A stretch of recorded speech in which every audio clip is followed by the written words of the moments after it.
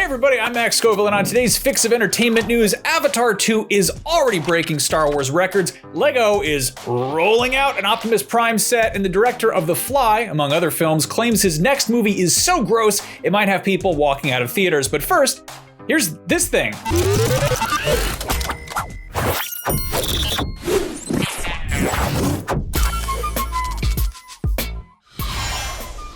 Avatar: The Way of Water isn't out until December, so we can't track its box office earnings like movies are a competitive sport quite yet, but it's not too early to start tracking how many people are watching the trailer, and the answer is a whole bunch.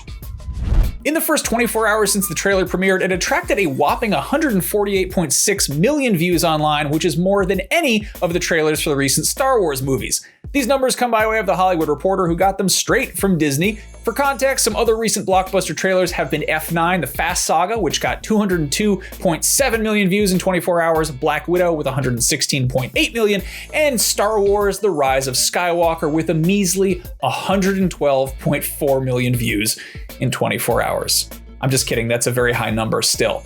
But keep in mind there's a bit of goalpost moving going on here. The latest Avatar trailer didn't even get half as many views as the current record holder, Spider-Man: No Way Home. That got 355 million views in its first day, which is a lot.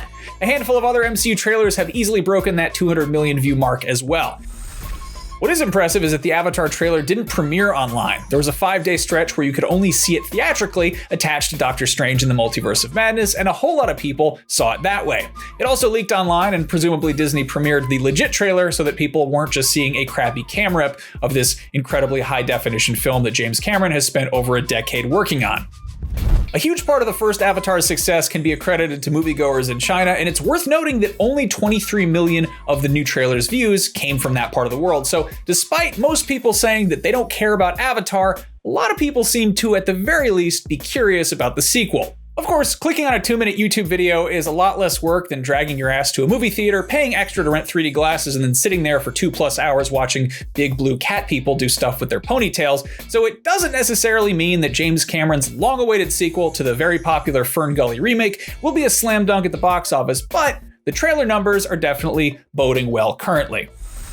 Also, side note, IGN posted about this on Twitter, and a few people accused us of being paid off by Disney for reporting that the trailer for an upcoming Disney movie outperformed trailers for a different movie franchise owned by Disney. Maybe think that over. Anyway, two things that Disney has not yet acquired are Transformers and LEGO, and those two properties are officially teaming up for the first time ever. This morning, the official LEGO Twitter teased an upcoming Optimus Prime set, and by teased, I mean they released a video of nothing but text and logos and a vague release window, but this is exciting news for toy nerds nonetheless. Although those same toy nerds have probably already seen the leaked photos that are floating around the internet, which we can't show you because that might make the folks at LEGO bricks, to put it politely.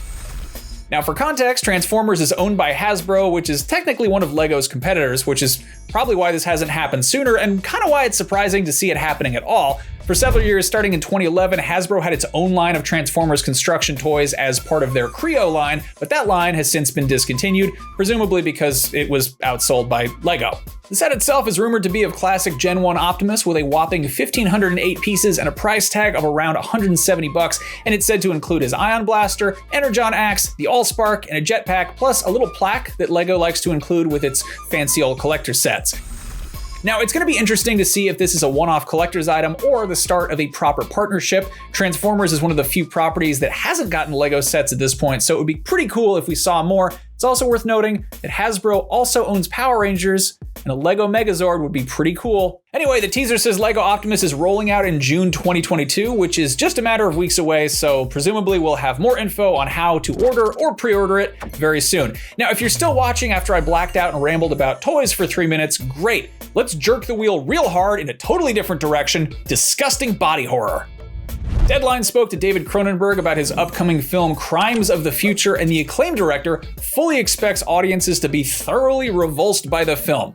He said, "There are some very strong scenes. I'm sure that we will have walkouts within the first 5 minutes of the movie. I'm sure of that. Some people who have seen the film have said they think the last 20 minutes will be very hard on people and that there will be a lot of walkouts. Some guy said that he almost had a panic attack. Now, if you're familiar with Cronenberg's work, this shouldn't come as too much of a surprise, and if you're not familiar and you've got a strong stomach, you owe it to yourself to check out some of his past films, including but not limited to the '86 remake of The Fly, Scanners, Videodrome, Naked Lunch, and Existence. And honestly, body horror apparently runs in the family, and David's son Brandon Cronenberg made his directorial debut in 2020 with the wonderfully upsetting Possessor.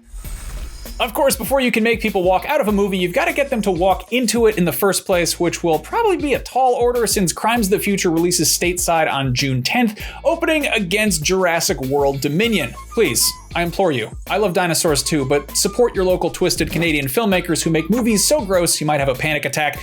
That is your entertainment fix for May 11th, 2022. If you want more, go check out IGN's preview of the Guardians of the Galaxy Cosmic Rewind Disney Park ride. Yes, it's actually somebody's job to write book reports about roller coasters, and no, I don't think it's fair either. If you have nothing else going on the rest of the day, go follow IGN on your platforms of choice, and happy Wednesday, everybody.